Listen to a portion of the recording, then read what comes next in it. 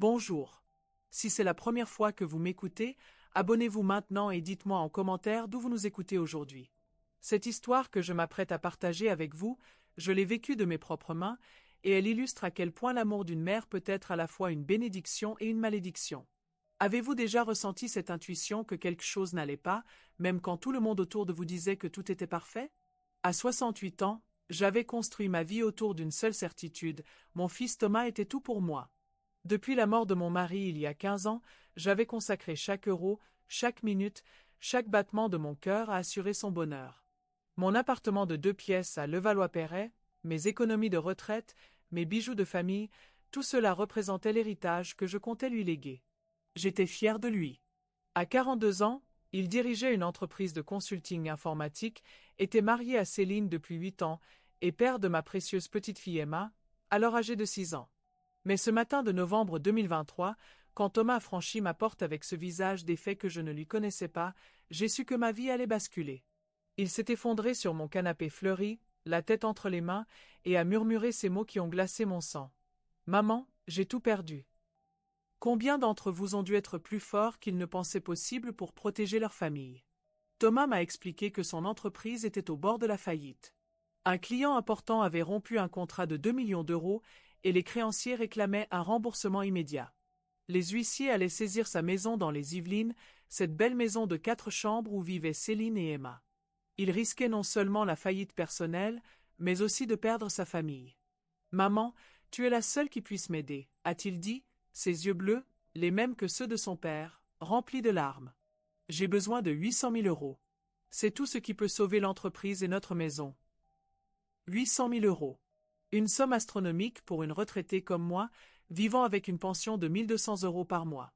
Mais quand on regarde son enfant s'effondrer, on ne calcule plus. Mon appartement valait environ 400 000 euros sur le marché immobilier de Levallois-Perret. Mes économies de toute une vie s'élevaient à 150 000 euros. J'avais également des assurances vie d'une valeur de 180 000 euros et quelques bijoux de famille, dont la bague de fiançailles de ma grand-mère, estimée à 15 000 euros. Ce que j'ai découvert ensuite était que l'amour maternel peut vous rendre aveugle aux signaux d'alarme les plus évidents. Thomas avait préparé tous les papiers. Trop bien préparés, en fait. Les documents de vente de mon appartement, les formulaires de résiliation anticipée de mes assurances vie, même une estimation de mes bijoux par un expert en joaillerie. Comme si cette demande d'aide n'était pas spontanée. Mais le désespoir sincère dans sa voix m'a convaincu. En 3 semaines, j'avais liquidé toute ma vie. Mon appartement a été vendu à un jeune couple parisien pour 395 000 euros. Mes économies ont été transférées sur le compte de Thomas. J'ai cassé mes assurances vie en payant les pénalités, récupérant 165 000 euros net. Et dans un geste qui me hante encore aujourd'hui, j'ai vendu la bague de ma grand-mère à un bijoutier de la rue de Rivoli. Thomas a pleuré de reconnaissance quand je lui ai remis le chèque de 825 000 euros. « Maman, tu me sauves la vie. Tu sauves ma famille. Je te rembourserai tout, je te le promets. » Céline aussi semblait émue aux larmes quand ils m'ont proposé de venir vivre chez eux le temps que je trouve une nouvelle solution de logement. Dites-moi en commentaire si vous avez déjà découvert que quelqu'un en qui vous aviez confiance cachait des motivations inavouables. Car ce que j'ai découvert en m'installant dans leur belle maison des Yvelines m'a brisé le cœur. Les premières semaines ont été douces. Emma était ravie que grand-maman vive avec eux. Je l'aidais pour ses devoirs, lui préparais ses goûters préférés, et je me sentais utile. Thomas semblait avoir surmonté ses difficultés financières. L'entreprise tournait de nouveau, disait-il. Les créanciers étaient satisfaits. La maison était sauvée. Mais peu à peu, l'atmosphère a changé. Céline, d'abord accueillante, est devenue distante. Elle chuchotait des conversations avec Thomas qui s'arrêtait net quand j'entrais dans une pièce. Thomas lui-même était souvent absent, prétextant des voyages d'affaires à Lille, Lyon ou Marseille. Et quand il était là, il évitait mon regard. Le vrai choc est arrivé un soir de janvier. Emma dormait, et j'étais dans ma petite chambre d'amis quand j'ai entendu Thomas et Céline discuter dans le salon. La cloison était mince, et leur voix portait malgré eux. « Elle ne peut pas rester ici indéfiniment, » disait Céline avec une irritation qu'elle ne prenait plus la peine de cacher. C'était censé être temporaire. « Je sais, » répondait Thomas. « Mais elle n'a nulle part où aller. Elle a tout donné pour nous sauver. » Justement. Elle a fait son choix. Maintenant, c'est à elle de se débrouiller. Emma commence à poser des questions. Elle s'attache trop à sa grand-mère, Et quand elle partira? Quand elle partira, avait répété Thomas, comme si c'était une évidence. Cette nuit-là, j'ai pleuré pour la première fois depuis des mois. Pas de tristesse, mais de rage. Rage contre ma propre naïveté. Car j'avais enfin compris, Thomas n'avait jamais eu l'intention de me rembourser. Ils avaient prévu dès le départ que ma présence chez eux serait temporaire. J'étais devenu un problème à résoudre. Avez-vous déjà eu le sentiment d'avoir été manipulé par ceux que vous aimiez le plus au monde? Parce que le lendemain matin, Thomas m'a annoncé qu'il avait trouvé une solution pour moi. Il avait contacté une maison de retraite à Meaux, à 1 heure de route de chez eux. C'est un endroit formidable, maman. Tu y seras bien. Et nous pourrons te rendre visite toutes les semaines. Une maison de retraite. À 68 ans, en parfaite santé physique et mentale, autonome et active. Thomas voulait m'interner parce que ma présence les dérangeait. Mais je n'ai plus d'argent pour payer, ai-je objecté faiblement. Ne t'inquiète pas, a-t-il répondu avec ce sourire que je croyais sincère. Il y a des aides sociales. Le département de Seine-et-Marne a des programmes pour les personnes dans ta situation. Sa situation. Comme si j'étais devenue indigente par accident et non parce que j'avais tout sacrifié pour lui. J'ai refusé. Catégoriquement. Thomas, je ne suis pas malade. Je ne suis pas sénile. Je n'irai pas en maison de retraite à 68 ans. Son visage s'est durci. Le masque tombait enfin. Maman, sois raisonnable. Tu ne peux pas rester ici indéfiniment. Céline et moi avons besoin d'intimité. Emma a besoin de stabilité. L'intimité que mon argent vous a offerte, tu veux dire. Les mots étaient sortis tout seuls. Thomas a eu l'air choqué, comme si j'avais dit quelque chose d'inconvenant. Maman, tu deviens amère. Ce n'est pas bon pour toi. Amère? J'étais devenue lucide. La confrontation finale a eu lieu 1 semaine plus tard. Thomas et Céline m'ont convoqué dans le salon, leur salon, dans leur maison sauvée par mon argent, pour une discussion sérieuse. Céline tenait Emma dans ses bras, comme un bouclier émotionnel. Maman, a commencé Thomas avec une gravité théâtrale, nous pensons que tu serais plus heureuse ailleurs. Tu es encore jeune, tu pourrais refaire ta vie. Trouver un petit appartement, rencontrer des gens de ton âge. Avec quel argent? Ai-je demandé simplement. Silence gêné. Puis Céline a pris la parole, il y a des logements sociaux pour les personnes âgées. Des résidences seniors abordables. Tu pourrais faire une demande. Des logements sociaux. Moi qui avais été propriétaire pendant 40 ans. Moi qui avais tout donné pour sauver leur mode de vie bourgeois. Et si je refuse, ai-je demandé. Le silence qui a suivi était éloquent. Thomas a fini par murmurer. Maman, s'il te plaît, ne rends pas les choses plus difficiles qu'elles ne le sont déjà. Mais le vrai choc était encore à venir.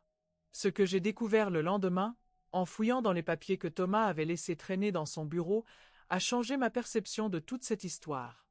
Les documents de prêt qu'il avait contractés pour sauver son entreprise étaient encore là, et mon nom y figurait comme caution solidaire. Mais pas seulement, la maison elle-même avait été hypothéquée en garantie du prêt, et légalement, j'étais copropriétaire de cette maison depuis que j'avais signé comme garante. Thomas ne me l'avait jamais dit. Peut-être l'avait-il oublié dans sa précipitation, ou peut-être comptait-il sur mon ignorance juridique. Mais techniquement, il ne pouvait pas me mettre à la porte de ma propre maison. J'ai pris rendez-vous avec un notaire à Versailles, maître Dubois, un homme de 60 ans aux cheveux grisonnants qui a étudié mon dossier avec attention.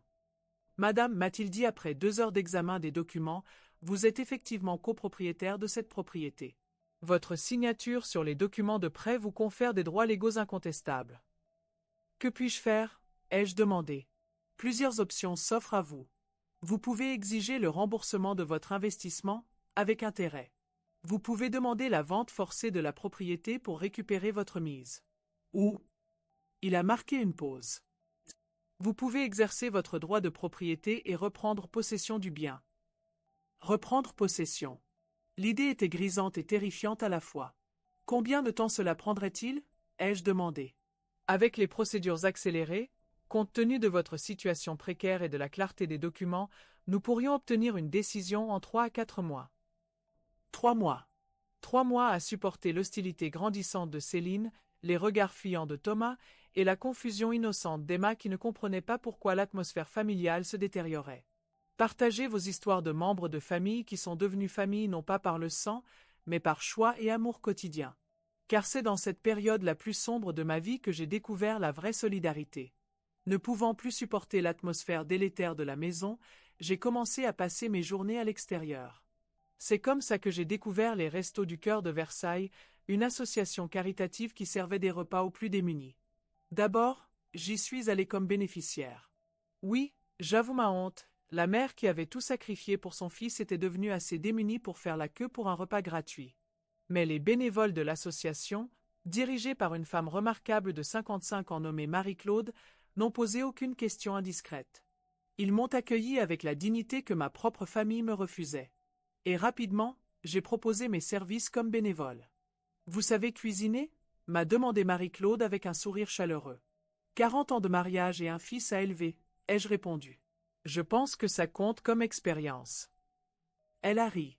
Bienvenue dans l'équipe. C'est là, au milieu des casseroles industrielles et des sourires authentiques, que j'ai retrouvé un sens à ma vie. Chaque matin, je quittais la maison familiale devenue hostile pour rejoindre mes nouveaux amis. Nous préparions 150 repas par jour pour les sans-abri, les familles en difficulté, les personnes âgées isolées. Et pour la première fois depuis des mois, je me sentais utile. Marie-Claude est devenue ma confidente. Je lui ai raconté mon histoire, sans omettre aucun détail. Elle m'a écouté sans jugement, puis m'a dit quelque chose que je n'oublierai jamais. Brigitte, l'amour véritable se reconnaît à ceci. Il rend libre, il ne demande rien en retour, et il ne vous appauvrit jamais vraiment. Ce que votre fils vous a fait, ce n'est pas de l'amour. C'est de l'exploitation. Exploitation. Le mot était dur, mais juste. Les semaines ont passé. À la maison, la situation se détériorait. Thomas et Céline ne me parlaient presque plus, sauf pour me faire des remarques désagréables sur ma présence prolongée. Emma, la pauvre, sentait la tension et devenait de plus en plus renfermée. Un soir, elle est venue me voir dans ma chambre, les yeux rouges. « Mamie, pourquoi papa et maman sont en colère contre toi ? » Comment expliquer à une enfant de 6 ans que ses parents étaient devenus des étrangers cupides ? Parfois, ma chérie, les adultes ont des problèmes compliqués. Mais grand-maman t'aime très fort, quoi qu'il arrive. Elle s'est blottie contre moi. Moi aussi je t'aime, mamie. Est-ce que tu vas partir ? Je ne sais pas encore, ma puce. Mais si je pars, ce ne sera pas parce que je ne t'aime plus. Cette nuit-là, j'ai pris ma décision. Le lendemain matin, j'ai appelé Maître Dubois. Je veux récupérer ma maison, lui ai-je dit simplement. La procédure a été lancée immédiatement. Thomas a reçu l'assignation en justice 3 jours plus tard. Son visage, quand il est rentré avec les papiers légaux, était un mélange de rage et d'incrédulité. « Maman, qu'est-ce que ça veut dire ?» a-t-il crié en brandissant les documents. « Ça veut dire que tu vas enfin comprendre ce que signifie être démuni, » ai-je répondu calmement. « Tu ne peux pas faire ça. Et Emma, tu vas mettre ta propre petite fille à la rue. Comme tu allais me mettre à la rue moi. » Céline est intervenue, hystérique. « Vous êtes folle. C'est de la vengeance pure. Vous vous comportez comme une enfant gâtée. » « Non, » ai-je répondu en la regardant droit dans les yeux. « Je me comporte comme quelqu'un qui reprend ce qui lui appartient. » La bataille légale a duré exactement 14 semaines. Thomas a engagé un avocat parisien réputé, Maître Lefort, qui a essayé tous les recours possibles. Il a invoqué mes liens familiaux, ma responsabilité de grand-mère, même ma supposée sénilité naissante. Mais les documents étaient clairs, et le droit était de mon côté. Maître Dubois s'est révélé être un stratège remarquable. Il a non seulement prouvé ma copropriété légale, mais a également démontré que Thomas avait délibérément caché cette information pour m'exploiter financièrement. Le juge aux affaires familiales, Madame Petit, une femme sévère d'une 50aine d'années, a rendu son verdict sans ambiguïté. « Monsieur Thomas Moreau, » a-t-elle déclaré lors de l'audience finale, « vous avez accepté l'aide financière considérable de votre mère sans l'informer pleinement de ses droits légaux. Vous l'avez ensuite hébergée dans une propriété dont elle était copropriétaire, avant de chercher à l'en évincer. Ce comportement constitue un abus de confiance caractérisé. » Thomas est devenu livide. Céline a fondu en larmes. La propriété située au 15 rue des Tilleuls aux Mureaux est restituée en pleine propriété à Madame Brigitte Moreau, née Dupont. Les actuels occupants ont 2 mois pour libérer les lieux. 2 mois. Thomas et sa famille avaient 2 mois pour déménager de la maison que mon argent avait sauvée. Je ne vous mentirai pas, voir mon fils pleurer dans ce tribunal m'a fendu le cœur. Mais je pensais à Marie-Claude, à mes amis des Restos du Cœur, à tous ces gens qui m'avaient accueilli quand ma propre famille me rejetait. Ils m'avaient appris que la vraie famille se choisit. Le jour du déménagement a été douloureux. Emma ne comprenait pas pourquoi il devait partir de chez mamie, comme elle avait fini par appeler la maison. Thomas et Céline ont loué un appartement plus petit à Saint-Germain-en-Laye, financé par leurs propres économies cette fois. Avant de partir, Thomas s'est approché de moi. Pour la première fois depuis des mois, il m'a regardé droit dans les yeux. « Maman, je suis désolé. Je ne voulais pas que ça se passe comme ça. » « Moi non plus, Thomas, ai-je répondu sincèrement. Mais tu as fait tes choix. Maintenant, je fais les miens. Est-ce qu'Emma pourra te voir parfois? J'ai regardé ma petite fille, qui tenait la main de Céline en sanglotant. Mon cœur s'est serré. Emma sera toujours la bienvenue ici. Mais toi et ta femme, vous devrez d'abord apprendre le respect. Ils sont partis ce jour-là. Et moi, à 69 ans, j'ai commencé une nouvelle vie dans cette maison de 4 chambres qui était enfin vraiment la mienne. Les premiers mois ont été étranges. Cette grande maison, si bruyante quand Thomas et sa famille y vivaient, était devenue silencieuse. Mais pas vide. J'ai transformé l'une des chambres en bureau pour gérer mes finances, une autre en atelier de couture, passion que j'avais abandonnée faute de place dans mon ancien appartement. Et surtout, j'ai ouvert ma porte à Marie-Claude et à l'équipe des Restos du Cœur. Ma cuisine spacieuse est devenue un lieu de préparation supplémentaire pour l'association. 2 fois par semaine, nous nous réunissons chez moi pour préparer des plats à emporter pour les familles les plus isolées. La maison a retrouvé de la vie, des rires, de la chaleur. Une vie différente, mais authentique. Il y a 6 mois, Thomas a repris contact. Non pas pour s'excuser ou pour demander des nouvelles de ma santé. Il avait besoin de ma signature pour vendre des parts de son entreprise. L'ironie de la situation ne lui échappait pas, et elle ne m'échappait pas non plus. « Maman, j'ai besoin de ton accord pour cette vente. Techniquement, tu es encore garante d'une partie de mes dettes. »« Combien cette vente va-t-elle te rapporter ?» ai-je demandé. « 300 000 € net. »« Parfait. Je signerai tes papiers contre le remboursement de la totalité de ce que j'ai investi pour te sauver. 825 000 €, plus les intérêts légaux sur 2 ans. Disons 1 million d'euros rond. » 1 million d'euros? Mais maman, c'est impossible. Alors trouve une autre solution. Moi, j'ai tout mon temps. Il a essayé de négocier, de faire appel à mes sentiments maternels, de mentionner Emma. Peine perdue. J'avais appris, un peu tard mais pas trop tard, à faire la différence entre l'amour et la manipulation. Finalement, Thomas a trouvé un compromis. Il m'a remboursé 300 000 €, tout ce qu'il a pu récupérer de la vente de ses parts, et m'a cédé officiellement la totalité de la maison. Plus de copropriété, plus de droits partagés. J'étais enfin pleinement propriétaire de ma nouvelle vie. Aujourd'hui, à 70 ans, je vis dans cette belle maison des Mureaux avec la fierté de celle qui a su se relever. Emma vient me voir un samedi sur 2. Au début, ses visites étaient tendues, avec Céline qui attendait dans la voiture sans daigner entrer. Maintenant, Thomas l'accompagne parfois à la porte et échange quelques mots polis avec moi. Nous ne serons jamais plus une famille comme avant. Cette innocence-là est perdue à jamais. Mais nous avons trouvé un équilibre, une forme de respect mutuel basé sur la lucidité plutôt que sur l'aveuglement. Marie-Claude me dit souvent que j'ai de la chance d'avoir pu récupérer mon bien. Elle a raison. Combien de parents sacrifient tout pour leurs enfants et se retrouvent abandonnés sans recours? Combien finissent leurs jours dans la solitude et le dénuement, victimes de leur propre générosité? Moi, j'ai eu la chance d'avoir signé les bons papiers au bon moment, même sans le savoir. Mais surtout, j'ai eu la chance de rencontrer de vraies personnes quand j'en avais le plus besoin. L'équipe des Restos du Cœur est devenue ma vraie famille. Celle qui ne demande rien, qui donne tout, qui vous accepte tel que vous êtes.